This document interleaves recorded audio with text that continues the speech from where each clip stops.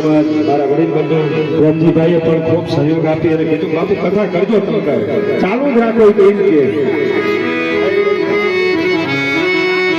હરે રામ રામ રામ સીતા રામ રામ રામ હરે રામ રામ રામ સીતા રામ રામ રામ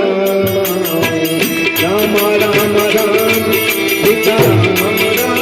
રામ રામ રામ સીતા રામ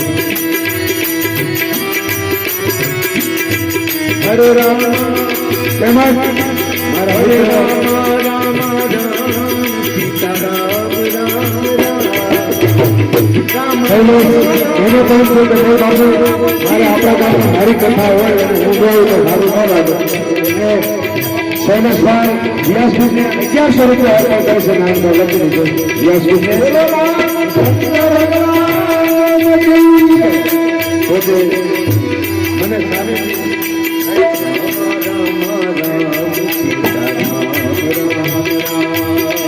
રંગીભાઈ પોતે વ્યાસપીઠનું સ્વાગત કરે છે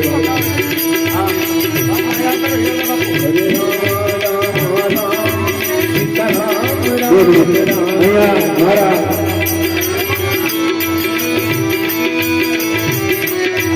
ભાઈ પરમથી જમાય છે એ પણ વ્યાસપીઠનું સ્વાગત કરી રહ્યા છે હવે મારી ફરજ છે સનાભાઈ પણ વ્યાસપીઠનું સ્વાગત કરવા માંગે છે એમને પણ તાજોથી